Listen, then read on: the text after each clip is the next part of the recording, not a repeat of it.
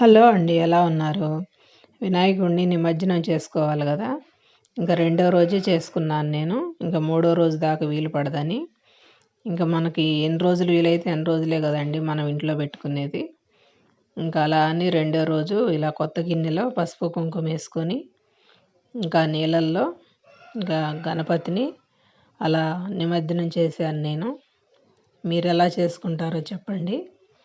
ఇంక నేనైతే ఇలాగే ఇంట్లోనే చేసేసాను.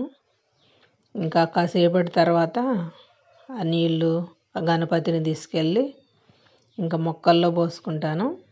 ఇంక బయట మనం ఎక్కడ తొక్కం కదా మొక్కల లోపలైతే. ఇంకా అలా కరిగిపోద్ది.